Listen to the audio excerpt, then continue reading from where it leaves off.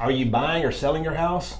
Well, stick around. This episode's really going to help you out because picking the right agent will save you a lot of headaches and possibly a lot of dollars. So stick around. We're going to break that down right now.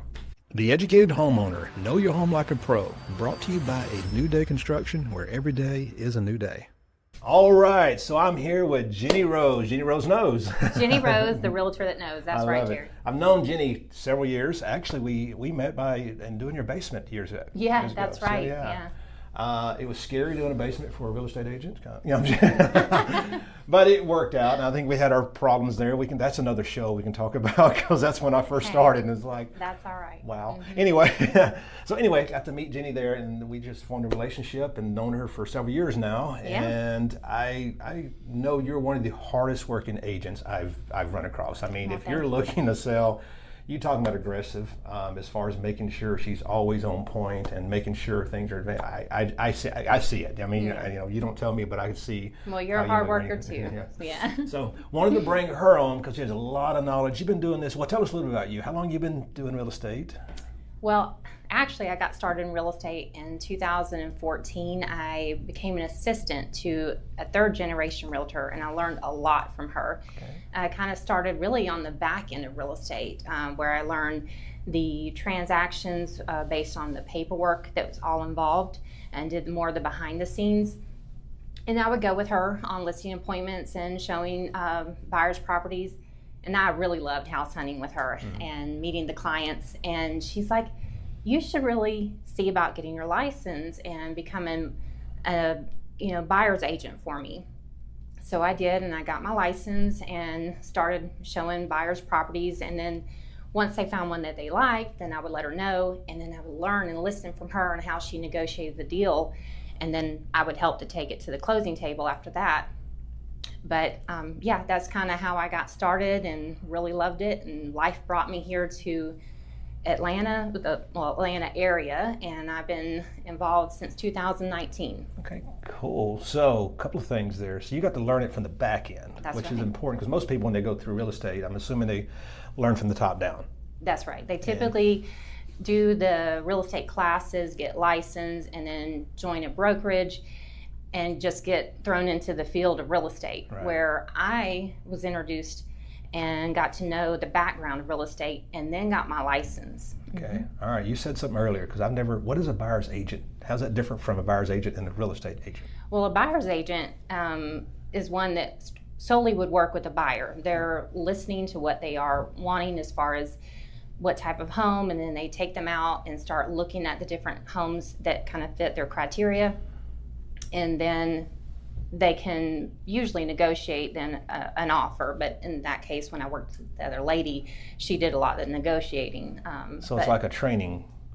It can be, okay. Yes. You'll see sometimes there are big real estate teams that might have a buyer's agent and they solely work with buyers. And then there's agents that solely work with sellers. Okay. But, I really do it all now. I help buyers and sellers and investors, and I do it all. Because most of the time when you work with a client, they're buying and selling. They're selling their house to buy another one, so it's kind of like you typically. But there are rare cases, and there are some that still work in that structure where you might work with one agent to help sell your house and another agent to help you buy. Okay. And that can be kind of confusing sometimes with communication. But when I worked with that other lady, I was an assistant solely to her, so we communicated very well with each other. All right, so I'm going to say this, and I think you guys are going to resonate to this, and it's probably going to hurt your feelings a little bit.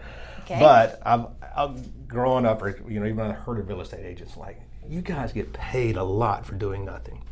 Honestly, and that's what I want to say. That's what most people think. Oh yeah. And honestly, for many years, I had that same mindset. It's like, I'm getting 6%. Are you kidding me? All they're doing is putting a sign up, and this is these are things that go through their head. I'm sure. So, and knowing that what I know now, that's why I want to dive into this. Is there are things to know. It's not just putting a stake in the ground saying, "Hey, this is for sale." Mm-hmm. It's knowing the laws and knowing what you can and cannot do, what you can't. All the crazy stuff. I had no clue. Correct. So yeah, tell us a little bit about what's involved in that? I know I'm to kind of hit you with a hard question. Oh, that's fine. I can take hard questions all day, every day. Because it's not just an easy job. So kind of take us a day of what that looks like and how hectic it can be. Sure. Well, first let's talk about, you mentioned 6%. Let's say that's still very negotiable. So there's not a set percentage of this is 6%, that's it. No, it's negotiable. Okay, all right. And with that as well, when you're talking about listing your home, and an agent does say that we typically charge a 6%, that 6%, they take a 3% and then they give the other 3% to the agent that's bringing the buyer. So that's split between buyer's agent and listing agent. So anytime you're selling, let me understand this, that 6%, it covers the whole sale.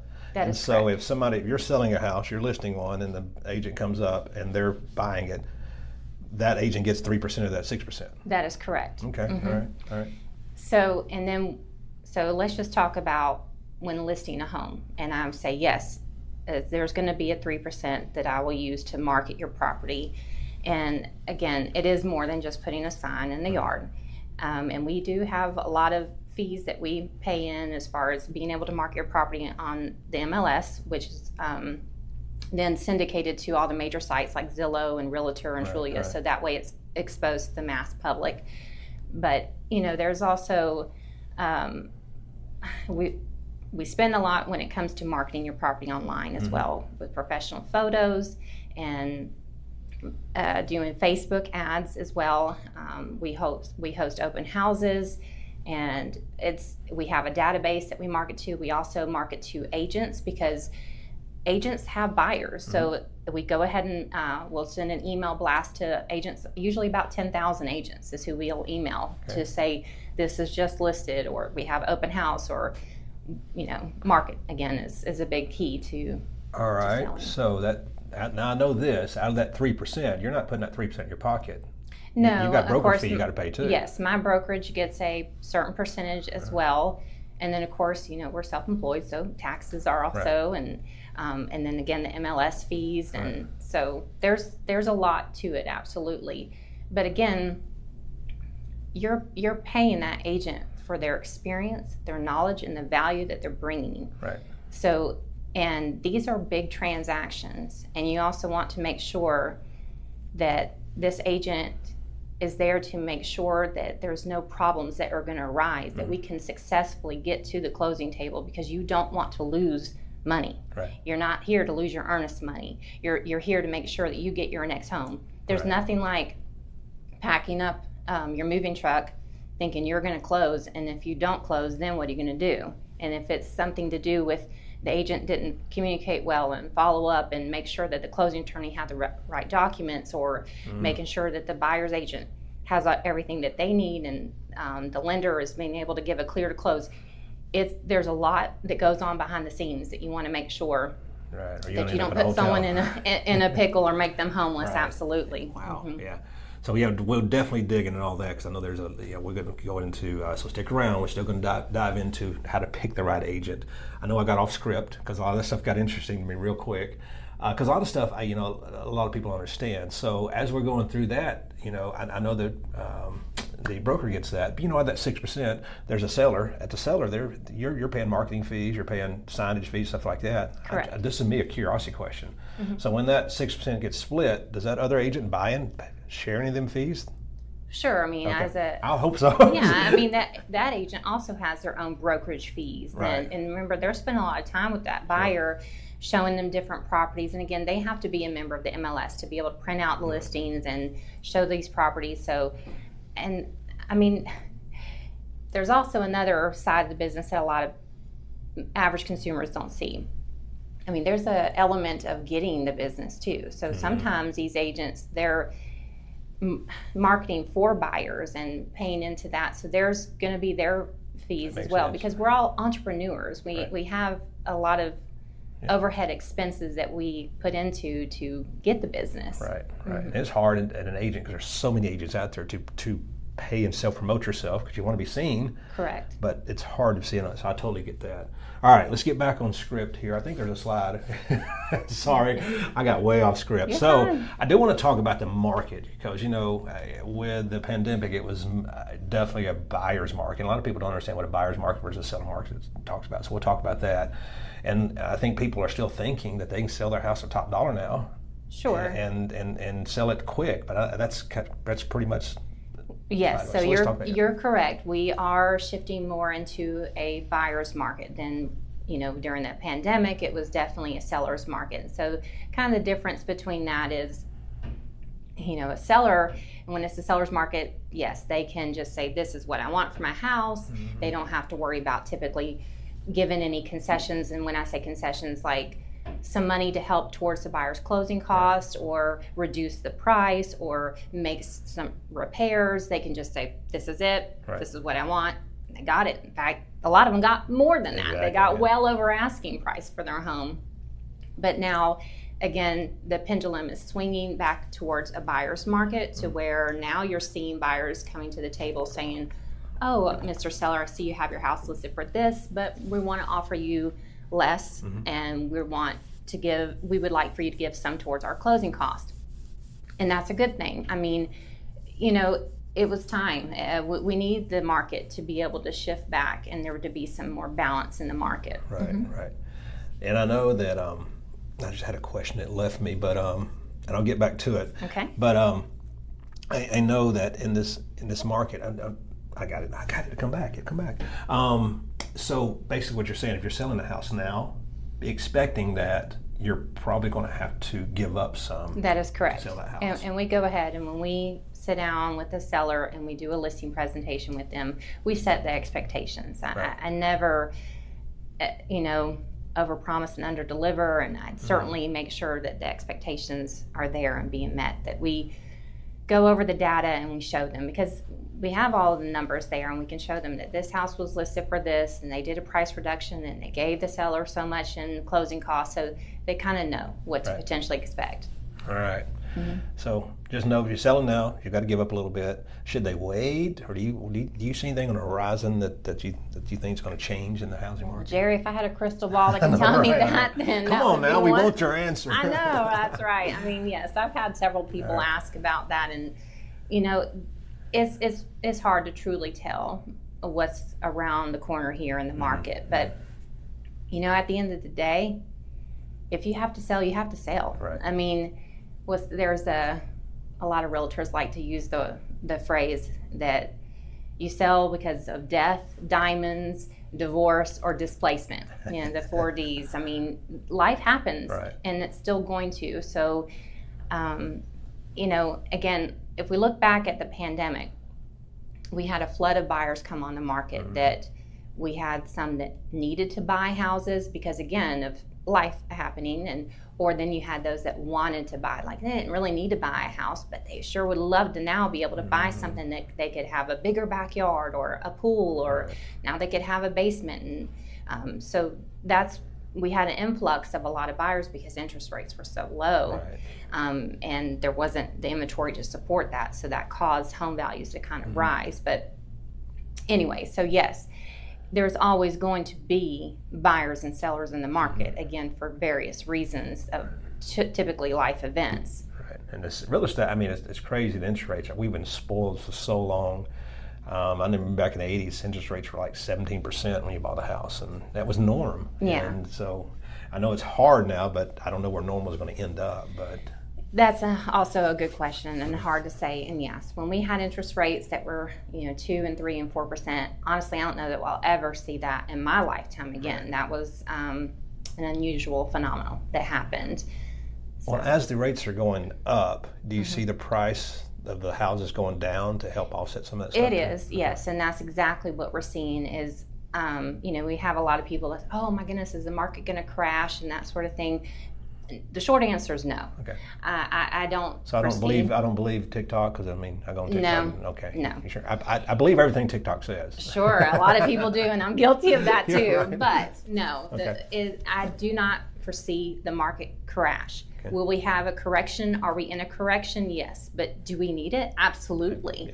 Yeah. So, yes, I mean, we're gonna, again, we're seeing home values come down a little bit, and we're seeing homes stay on the market a little bit longer, and we're, again, seeing sellers give some towards their closing costs, and that has somewhat to do with interest rates and where they are right now. Because think about it, I mean, if interest rates did drop, what's going to happen? The same kind of thing, where you're going to have now a little bit more buyers that are going to come on the market because they've been sort of sitting on the sidelines waiting, and then the home values could potentially go up a little bit more. Then you could have multiple offer situations, and not to say that we don't, because they still are in certain pockets in certain areas, and I think it also depends on how the agent prices the home. That can potentially factor if that property is going to get multiple offers. Because I had that recently. I showed a house over in Beaufort, and we made an offer, and I knew it. As soon as I looked at the house, I said, that's way underpriced. I said, they're going to have multiple offers. Right.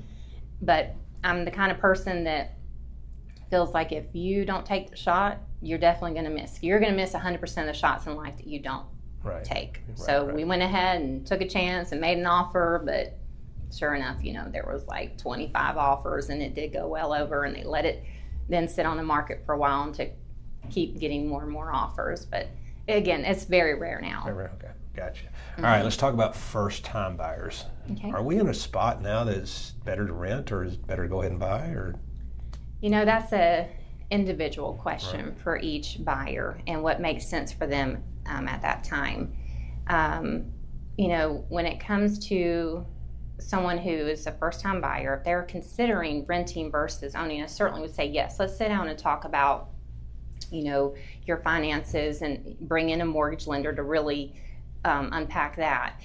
And if you've saved up money for first and last month's rent, that is typically your deposit, you might be in a good position to where you can buy, because now that it is a buyer's market, you can have that money set aside as potentially your down payment, and now you're asking Mr. Seller to help pay your closing costs. So you don't have to maybe bring as much to the table. And then in some cases, they could potentially qualify for zero down, so they can get 100% financing for a house. So there's 0% loans now still? Yes. I thought that was a thing of the past. Oh no, Okay, there's still absolutely. There's a most common one is called a USDA loan, and that's typically in rural areas. You can get 100% financing, but of course that buyer has to fit within that buy box. They have to meet certain income requirements and credit score. And that's something then I would guide you and say, look, you need to talk to this mortgage lender and really see what that looks like. So on average, what's the average down payment percentage-wise? Well, I mean, FHA is still at that 3.5%, and now they even have some conventional loan products for 3%. But again, I'm just a real estate agent, and that's when I would say, here, talk to my preferred mortgage lenders. I work with several.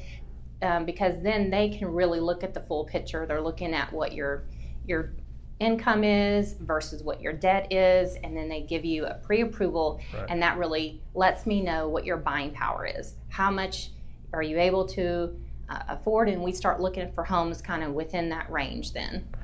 So the mortgage lender, important to pick that person too, right? Because they're the ones that's going to know all the programs. You pick one, may only just offer you 2 or 3 other offers. There's how many? Oh, there's so many. In fact, there's more. I like to work with mortgage brokers, because then they can have access to many different mortgage loan programs and options out there, and even some that are down payment assistance programs. So if you maybe don't have the money for your down payment, you can tap into a down payment assistance program, which is basically a small loan that they give you for that down payment. And that's added to your monthly mortgage payment, and that's what you're paying. But if you pay it on time... I like it though. Yeah. How can we make more money? Oh, we'll charge them interest on down payment. Yeah, we'll do that. Well, I mean, again, for a lot of people, it's a great option for getting into a home. And if you pay in it every month and you pay it on time, within a certain amount of times, a lot of that then will be then forgiven. So that little bit that's left will be forgiven and dropped off your payment then. And I'm kind of old school, thinking that, if you don't have the money to put down on a house, then should probably wait, because hopefully you can make the payments on it. Well, again, that's why I say everyone is a little bit different in what their situation is. And we sit down and we talk about it, and we bring in the mortgage lender to also talk about it. But yes, you're right. It is really important to pick a very good mortgage lender as well. Right. Because I like to make sure that it's one that's willing to work nights and weekends too, because guess what? That's when real estate happens. Right. It doesn't happen 9 to 5. So would it be beneficial for somebody to go pick your mortgage lender and pick your agent, or they usually come hand in hand? Or? It can go either way. Okay. I mean, I do have a lot of times where someone will call me and they'll say, hey, I'm thinking about buying. I don't know the first steps. Can you help me? Absolutely. Let's go grab some coffee. Let's sit down. I kind of go over buyer presentation and I explain the home buying process. And I listen first, what it is that they're looking for. Ask them a few little questions that lets me know, okay, let's have you speak with this mortgage officer and then get you approved. And like I said, there's a few that I work with because I have great experience with them. I've had other customers who have really liked them and worked well. And I want someone that has a high level of communication. Someone that's, again, available nights and weekends, because 9 times out of 10, somebody gets off work at 5 o'clock, they want to go and look at a house, they find one that they like, then they want to know exactly what potentially their closing costs will be. What do you think my mortgage payment would look like if we're making an offer for this amount? And it's important that nights and weekends. Yeah. So that's why y'all get paid the big bucks. But they don't sure. Take account. I mean, honestly, people don't think about that. But yeah, you're right. Most year, if you think about it, most years nights and weekends, because everybody wants to. Can you meet after work, or they want to meet on their schedule, not your schedule? Of course, and that's what we're here for. I mean, I show houses a lot of times on the weekends, and that's when it's most common. And open houses are also on weekends, and I work late nights, and because I'm a night owl by nature anyway, so that just works out. Right in it. I always call them. All right, so slide here. How is it important to actually price the house? Because I know if you price too low, there's some consequences there. Too high, you kind of go through that. Yeah, I mean, typically if you price too high, you're gonna miss. It's that first impression when you first get on the market. It really does mean a lot. That first 10 days that you're on the market, because you've got buyers are looking, they're always looking for what's new because they've already seen the inventory that's on there. So they're looking at what's new. And if you hit the market, let's just say, I see it still sometimes, you'll have a house price for 400, like I would say I would like for you to price it at 400,000, but they're like, no, I want to price it for 405. Yeah. Well, you've got a buyer who's looking, and their max price is set already at 400,000, so then they're missing seeing your particular house. Yeah. And again, if you're only 5,000 overpriced, that's not too bad. But we're still even seeing some that are 20 to 50,000 overpriced, and so they just get kind of glossed over and don't get looked at. So then you have to do a price reduction. Then your buyers looking at it like, well, that house has been on the market now for like 45 days, and they started here and they did a price reduction. Is there something wrong with the house? Right. Did we not know, and we can't really see any pictures? So again, that first impression is always the best impression.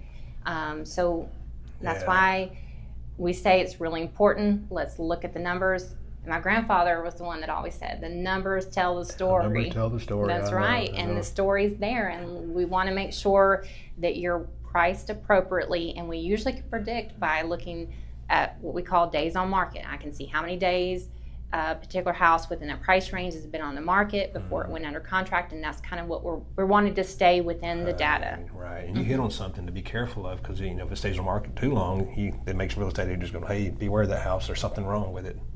Correct. You're, again, right. I mean, if you're right now looking for a house and you see a house, and I see them, they're sitting on the market 200, 300 days, you're thinking, I wonder why. I wonder what's wrong. Yeah. But there's a lot that can factor into that. It's not just about pricing, it's about marketing too. Because I still see agents post pictures with their cell phones, and their thumb is even in the picture. And I'm thinking, why, Yes. My wife seen that the other day. She's like, I can't believe, it was a house next to us. She said that the pictures are not good. It's not going to sell. And it does make a difference. It certainly out of does. your 6% or 3%, you pay for a photographer to go take. I pay for professional photography and video, because video marketing is very important as well. and we do the drone photography because we want to make sure that it's looking down below and you can see the neighborhood and sort of what's surrounding when God's it. looking down on your new house. That's right. You say, hey, it looks good. And then you want to see kind of the property lines, a virtual image of where your property lines potentially are. Because you first have to sell it online. You have to be able to, you've got seconds to grab the attention of a potential buyer online. Right. And then you got to get them in the house and got to sell it to them when they're in the house as well. Right. And then you even have to sell that value to the appraiser. So it's really important, again, being able to properly market the home, list the home features and what makes it the value that it is. Mm-hmm. And that's typically how it works. And you'll walk them through step by step at pricing a house right. That's correct. Which there's a lot of stuff that goes in there. We won't go into all the technical stuff. There's a lot of research you get into to get that price right. That's what's getting experience is going to help getting that experienced agent. So, and we'll dive deep into experienced agents. So what do we have next? Which is we talk about experience. Now, I'm not going to bash new agents because everybody has to have a start. That's right. But I was a new agent too at one point, But you said something earlier, they can still be a new agent as long as they have a proper support. Okay. And when I say that, like if you are speaking with an agent and thinking about selling your home and you find out that they're a brand new agent, it's okay. They might very well be worth giving them a chance and giving them a try. I personally would say I would like to see someone that has great support, whether it be a coach or someone who's closely mentoring them that has a lot of the experience, or that they're a part of a team. Right. Because, again, being an agent is a little bit different.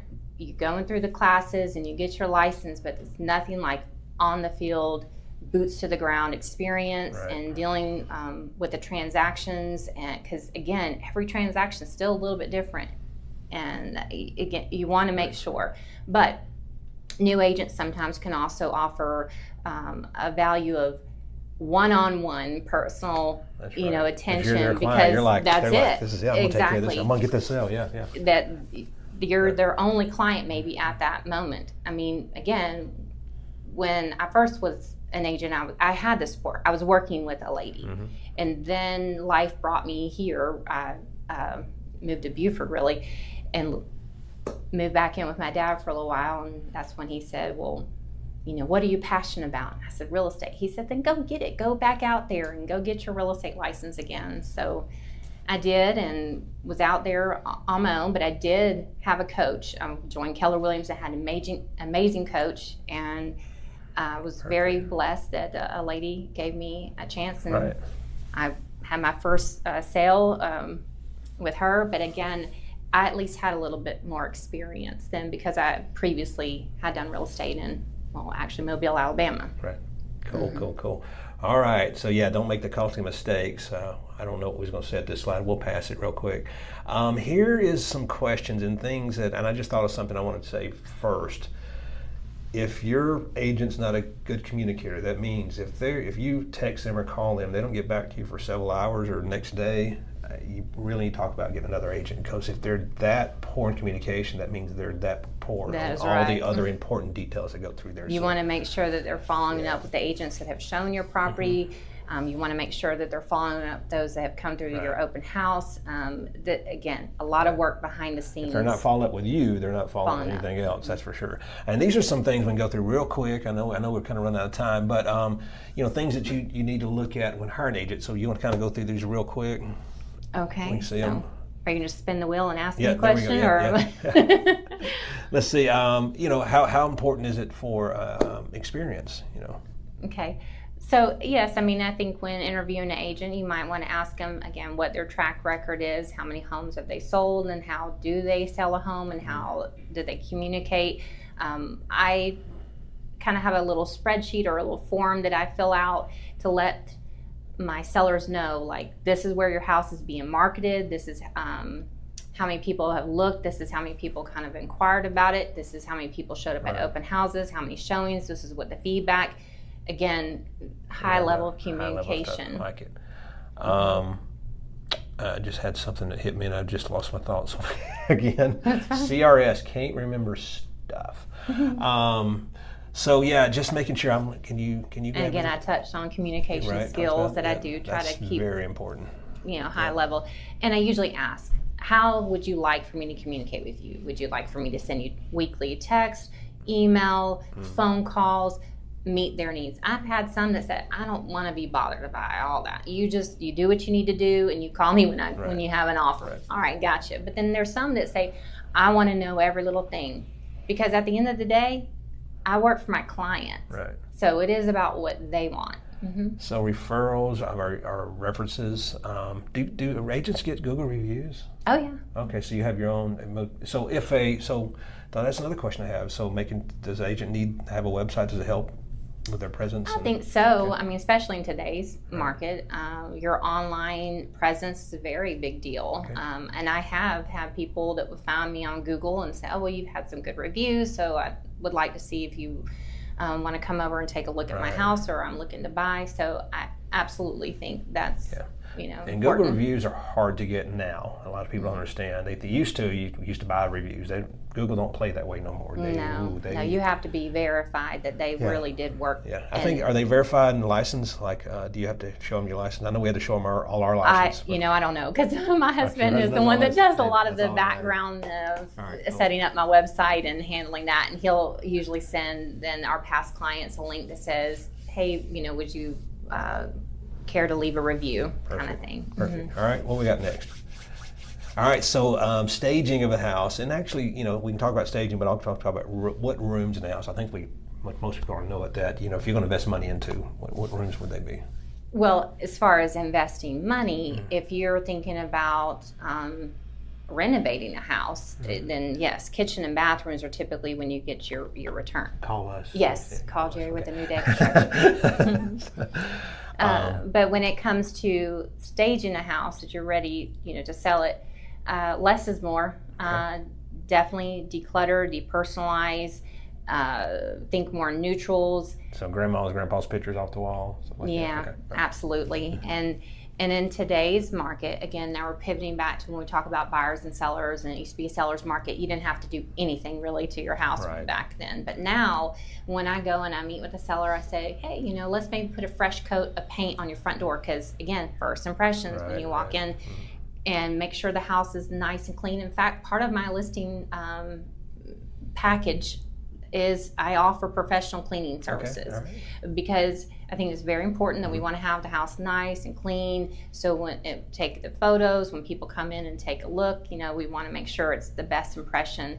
So if you have any little deferred maintenance, it's important now to make sure that's addressed before going on the market, because again, if it's just something minor, you want to make sure that it's taken care of. So now the buyer's like, oh, well, they didn't take care of that, or I want to ask for $10,000 off because there's a loose board on the deck. No, let's go ahead and proactively take care of, and that's what I'll go and take a look and kind of make a list. And I've got a lot of you for one, or come in and take care of a few things. And we also look at landscaping. I want to make sure if somebody's cutting the grass. The grass is cut, and some pine straw needs to be put down. Listen, I put my son to work. I make him go out there and throw in some pine straw. And what the heck? Does he get his percentage of about 3%, or you just? Oh, he gets a roof over his head, right?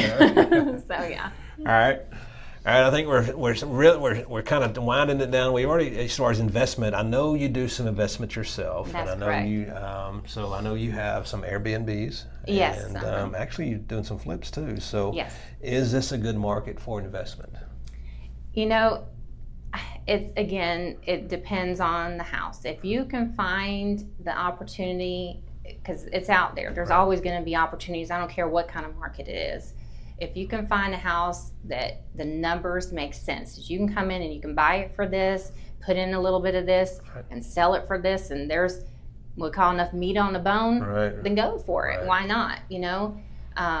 Again, we look at the numbers. We call it an ARV, after repair value. So we look at a house that might be distressed, needs to be fixed up. How much would it cost to make the repairs, and what do we think we could sell it for once these repairs are made? And if it fits within our margins, then it makes sense. And we can help people navigate through that as well. Right.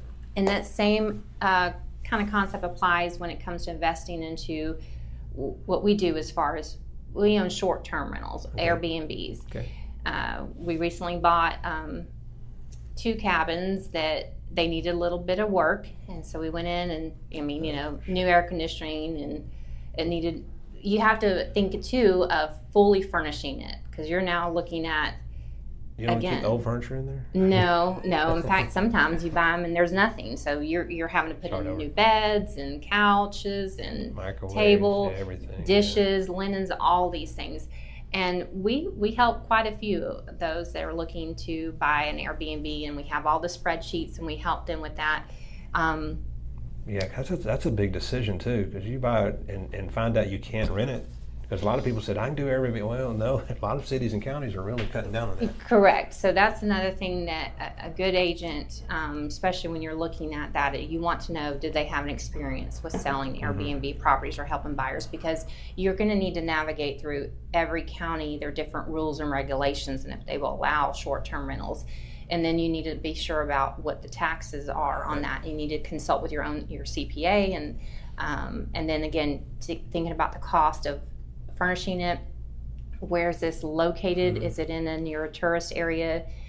Especially if it's not previously an Airbnb, because if it was, that's great. You have some good, strong data to show it. Is it positive cash flow?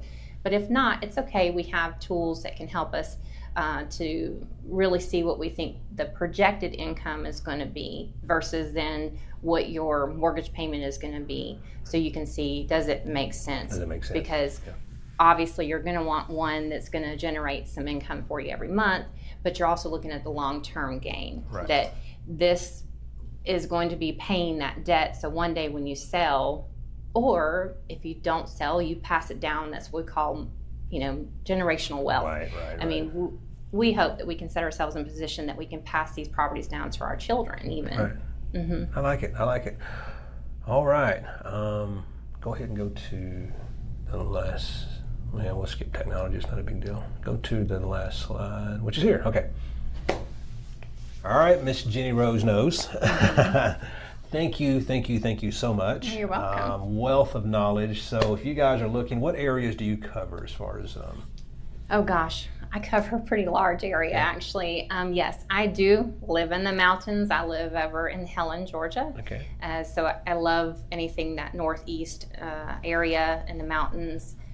But I do come as far as into Gwinnett County, because we used to live in Gwinnett County. Okay. So I typically try to service about an hour radius. I mean, and that will, pretty large area, very many counties. Habersham, northeast Georgia, basically from. Yes, Right. Lumpkin, Fannin, Union, Gwinnett. I mean, just call me. And if you're looking for any kind of cabins or stuff up in Helen, I'm sure you know them all. Oh yeah. Yeah. So definitely, I know she's talks about those a lot. So yeah, thank you again so much. Oh, you're a wealth of welcome. knowledge. And yeah, if you're looking for real estate advice, if you're looking for help, call Jenny Rose because she knows. Other than that, guys, actually, I think I want to get a mortgage lender on so we can actually pick their brain. So hopefully we'll see that in about a week or so. So guys, stay tuned. We got another episode coming up next week. And don't forget, somewhere around this video, there's that link to get that 50% off the Sherwin-Williams paint. You get our discounts if you're painting your house and want to save some money. There's a code in there how to do that. So take advantage of that. And other than that, I hope you guys have a blessed week, and we'll see you next week.